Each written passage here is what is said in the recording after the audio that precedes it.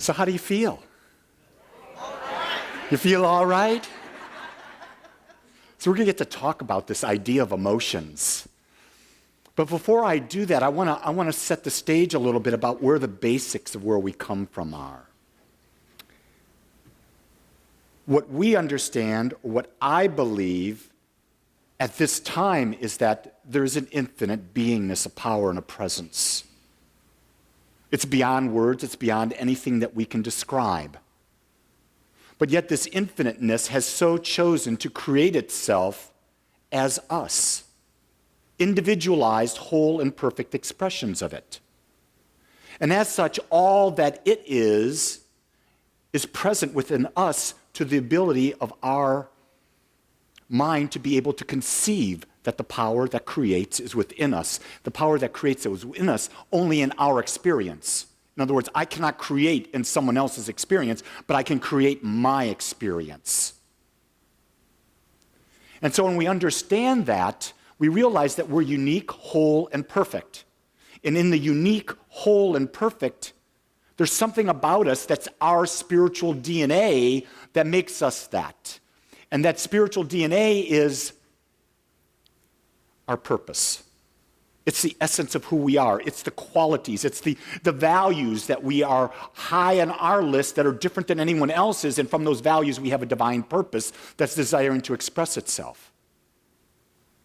But what you see happening in the world is you see emotions. And what are emotions? Emotions are a response to something. They're an effect. And so I really get a joy out of this because I love bursting bubbles, especially when the bubbles are really leading us down a wrong path.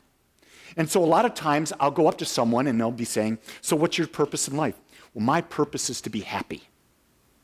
And I just go, oh, you're screwed. No, I got this power and I'm going to be happy all the time. Oh, you're really screwed. Because you see, that's sort of saying I'm living for an emotion. So you're living for an effect. You're not living for something that's within. You're not living for a cause. And so when people don't know a purpose, they don't know what they value, they're out in the world and every little thing comes at them and they're having a response to it. And the response can be from here to there to everywhere and they're all around. Have you ever met anyone who's an emotional Tasmanian devil? I mean, they're going everywhere. You don't know where they're standing in any moment. You're saying, well, how do I deal with this? How do I deal with this? They're all over the place. They're there because they don't know who they are. They're not clear. When you're not clear, then your emotions can't do what they're supposed to do. The other aspect of this idea of emotions is, what if we set this goal that's so far out of reach that it's impossible for us to live our life purpose?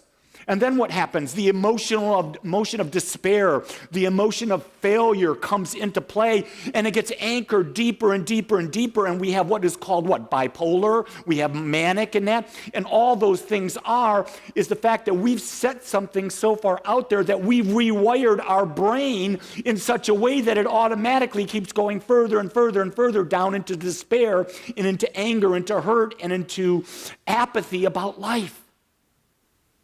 And so all the time we're there and we're thinking about, I've got to go to a shrink, and I've got to explore the bowels of my shadow.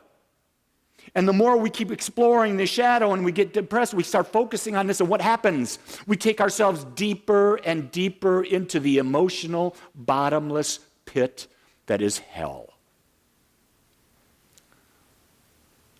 Emotions really suck, don't they? But let's look what they're really intended for. Our emotions are simply there to tell us where we are in relationship to what we have deemed important in us. You see, when we have that clear vision of who we are, when we understand our values, and we understand that we have a life purpose, then the emotions come into play, and when we're feeling good, it means that we're on purpose. When we're feeling not so good, we're off purpose. And when we're having these feelings, they're about no one else but ourselves. But what we tend to do is we tend to channel them into someone. You know, before I became more aware, I want to be cautious about what words I use, because all I'm doing is I'm on the same journey as you're on. There's no real difference, except I'm trying to teach to help other people to be inspired to find it. So all I'm becoming is a little bit more aware, a little bit more aware, a little bit more aware. What I've uncovered in this idea of awareness, that it's never about the person. And what I did in the past, if something was going wrong with me, I might lash out at my wife. I might lash out at my children. I might lash out my mother, my father, or whoever else was around me. But in reality, the only disappointment that I had was within me. See, that's where awareness comes in. Awareness comes in because it allows us to understand that the only time we can feel something is if we choose to allow ourselves to feel it. See, think about it from this perspective. If you're walking down the street and a complete stranger says, you know, you are the most unkind, insensitive buffoon I've ever met, you'll go, well, that's really interesting. I wonder what's got his craw. Now picture yourself walking down the street and you're with someone you deeply love and they make the same statement. You're going to have a different reaction. And you're going to have a different reaction. Why? Because you've created an attachment. An attachment to something outside of yourself. So when we have an emotion, I think this is really important that we understand this. When we have an emotion, it's really important not to say we don't have it. It's really important to feel the emotion, to feel it at the very core of all that we are, because that emotion is giving us a message. It's telling us, am I on path or am I off path? Maybe am I confused about my path, and that's what the emotion is trying to tell us. You see, if we're having a negative response, something fear, anger, sadness, sorrow, whatever it is, that's telling us, wait a second, you're not clear. There's something greater than you that is calling forth, and it appears you're not living up to that greatness. Here's a sign so that you can take and make a shift. You see, the emotions are not about punishing us. The emotions are about bringing us to awareness so that we can shift our consciousness and move in a new direction. And that emotion of despair, of anger, of hurt is going to stay with us until we begin to shift. And then what happens? We go up the emotional ladder. So if we're in despair, we may move up into anger. Now, if you think about that, going from despair to anger, that's an upward movement in consciousness, isn't it? It's actually, when you're in anger, you're more empowered than when you're in despair.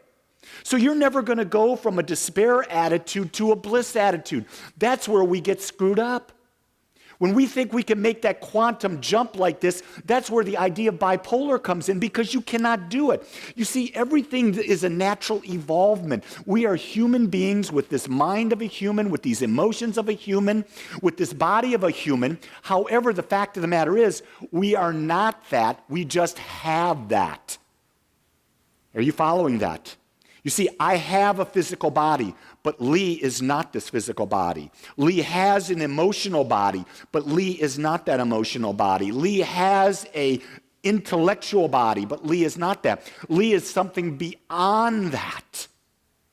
That's the point where we are at one with God. That's the child of God, as Jesus would say. That's the Buddha consciousness. That's that aspect that is, I really love this way of looking at it, it is the observer. We had a men's group this week, and we were together, and I got up and I was making a point, and I remember I was at the whiteboard and I was drawing a diagram. And as I was drawing the diagram, something outside of me that I was looking through was watching me do what I was doing, and in that moment I knew something unique was happening. It wasn't Lee, it was something from beyond Lee, but it was really Lee, but it was the observer, not the observed. You see, the physical body, the emotional body, and the intellectual body, that is the observed. But the soul, we'll use the word soul because that's the perfect description for it, that is the observer. That's the aspect of God that we are, that is infinite, that never leaves that plane of connection with all that is. And so when you see this, our emotions, we fully feel them, know what they are telling us. So when you're having a funky emotion, and God, we all have them, no matter where we are in our path, we get the funk. I got the funk last week. I had the funk here at Agape after I talked last week. And I said, what's that about? Why am I feeling? And I looked at Jean, I said, how did I sound? She says, you sounded fine. But there was something in me. Do you know what it was? I was comparing Lee last Sunday to Lee the Sunday before, where I was up in Columbus. And it were completely two unique and completely different experiences. But I had built an idea that this was really special because I was in front of a whole new group of people. I got to share this message. I got all this enthusiasm, all this stuff. And I was just channeling infinite wisdom at that point. I could feel the flow. And I said, for whatever reason, I didn't perceive it. And I said, oh, so I went in and I said, oh, it's just telling me that there's natural cycles of life. So then Charles posted the video on Tuesday, and I watched the video. And I said, why did I judge myself? That was a really good talk. The words that came out were exactly what I wanted to share with the community. But you see, I had built up a false feeling that was telling me something.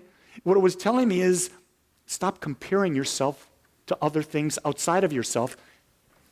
It really was saying, Lee, for God's sakes, you teach being fully present in the moment. Why don't you practice it?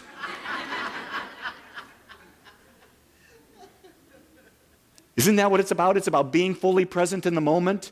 And if you go to the book, The Four Agreements, what the Four Agreements says really clearly is, in every moment, do your very best. Now, that may not be your very best ever, but in that moment, that's the best you can do. And that's enough.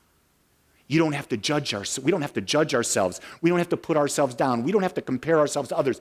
In that moment, we are the very best we can be. And that's what our emotions will tell us. They'll tell us, are we being authentic? Are we being present? Are we being loving? And I use the word love, and I'm going to say this over and over again because I really want you to hear love differently. Love means to accept. Anytime you go to this idea of loving, when I hear the word love, and I don't know about you, but I automatically go to this idea of romantic love. Well, no, that's not what love is. That's what we've created love to be because we wanted to install this institution of marriage and said we must have romantic love. Well, no, love is really about acceptance. In other words, I accept you for everything that you are. Everything that you are. So when I look at my beloved wife, I accept her for all that she is, all the qualities that she's ever expressed. I accept all of them. And then my role in relationship is to support her as she finds her greater awareness, and also, my favorite part, to stimulate her growth. In other words, when she's not doing it, I get to press her buttons. Do you love to press buttons? I do. And you'll find that the more you get to know me, when you find that you're really getting comfortable, that's when I slip that button presser in. And I press the button because my job is to get you to think. It's not to be blind in life, and that's everyone's job, is to get the person that they're closest to, their family, to get them to think for themselves, to come up with new ideas. So that in those new ideas, you can expand your awareness, you can expand your consciousness, and you can move to a higher level of awareness. Once you've experienced the emotions, release them, let them go. So here's where I'm going to be a little bit controversial. If I'm in the bliss state, and I'm really in alignment with my thing, and I'm feeling good, I'm going to realize that I'm feeling really good, and I'm not going to be attached to that feeling, but I'm going to let that feeling drag on. I'm going to let it linger and continue and continue and continue. Why? Why not? However, if I'm feeling down and I'm in despair and I get the message, I'm going to shift and I'm going to turn away from the condition and I'm going to start a whole new vein of thought to start moving up the emotional ladder. One thing you can rest assured of is that with time, every emotion will come back to balance. Because that's where life exists. That's where God exists. God lives in the perfect balance of the positive and the negative. The cosmos could not exist if it was not in perfect balance. But the cosmos, or we are part of the cosmos, we're individualizations of the cosmos. We move in and out, and we come back to balance. We move in and out, and that's what life is. Life is this weave that we do back and forth. And the way we can do that and rise to higher levels is to become aware that we're moving in and out, and our emotions are our guide. Our emotions are our friend. What I love about emotions is when you see someone emotionally reacting to someone, it gives you a good indication of what they value. Or it could be, it gives you a good indication that they don't know what they value. It gives you a good indication that maybe their values are too big from where they can look at right now. But the emotional response that someone is having, I really want you to understand this. It's not about you. If they're emotionally responding to you, they're not responding at you. They're not doing it to you. They're responding from within them. You just happen to be in their presence. That's what I love in the four agreements. The other one is never take anything personally. No one does things to you. They do things for themselves and themselves only. We are that narcissistic. When I give all that I got, I give because it's the nature of who that I am. And when I'm giving all that I am, I feel good. Now, there's a benefit that the person I'm giving to gets to feel that. But the fact of the matter is, when you give, you feel good because you're giving of what you've got. It's your uniqueness that you're giving. And you cannot be concerned whether someone receives it or how they receive it. You see, that's conditional. We want to stay in the unconditioned realm. We want to realize that conditions come and conditions go, and we can let them just be free to go wherever they are. Does it mean that when you're with someone, I want to take it a different direction. And that direction is, this is one of the biggest insights that really hit me this week, and it fits with the emotions. It really does, and that is, when we make a commitment to something or to someone, and we don't fulfill that commitment, what happens inside? A lot of times we'll do rationalization, we'll justify it internally, and we'll block the emotion. But when we do that, what are we saying to ourselves? Number one, I'm not worthy. Number two, I'm a failure. Did you hear that? When we make a commitment and we don't honor our commitment, we're sending two messages to ourselves, and we will block those emotions because we don't want to feel that. We are going to justify because we've got this fear. The key thing is, when you've made a commitment, you live it.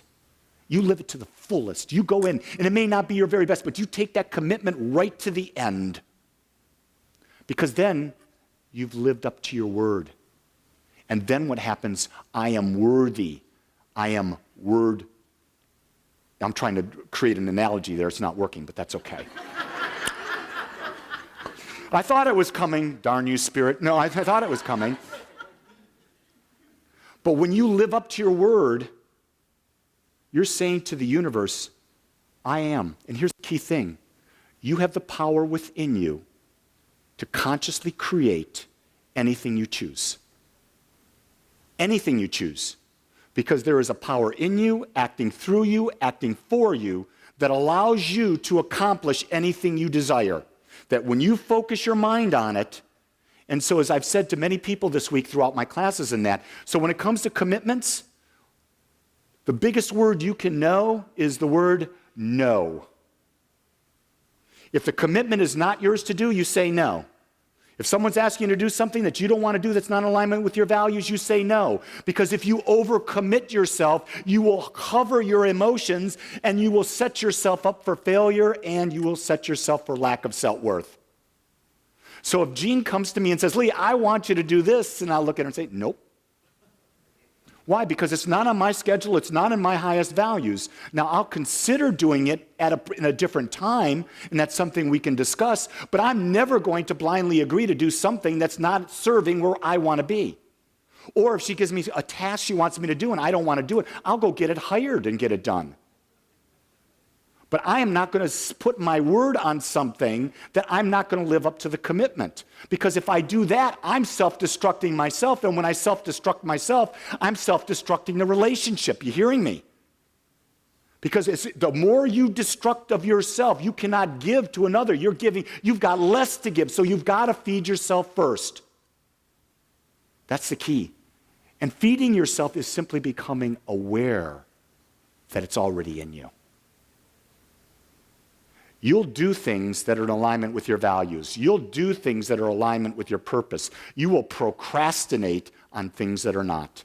So if you're procrastinating on something, realize it's not in alignment with your values and find a way to delegate it out, find someone else to do it, or just buck up, get it done so you can start a new commitment somewhere else that is in alignment with your values. You see, it all comes back to feelings. Feelings are the most important thing in our lives. The key thing is, are you listening? Are you really listening? Are you asking empowering questions when you have that feeling? Oh, I feel good. Am I in alignment with my values? I am. I'll keep going on this path. Oh, I don't feel good. Am I in alignment with my values and my purpose? I'm not. How can I switch? And what our practice is of meditation, of affirmations, that it's to allow us to get to that awareness quicker and to shift faster. But to even think that your life is going to be this great big smooth path of enlightenment or awareness, you're setting yourself up for failure. Because you're going to have a path, but you're going to be going on both sides of that path, and it's always going to be that way because we have to have contrast to grow. It's through contrast that we get desire. And what happens is our emotions come into play, and our emotions guide us on that path to bring us back to the path that leads us to our destiny, which is a destiny that we've chosen because it's our DNA, and that's why we're here. Without us, the universe cannot be complete. With us, it's perfect. So understand this. On this perfect day, you are the perfect expression of infinite love. Don't judge it. Accept it. Embrace it, because it's who you are. Let's pray.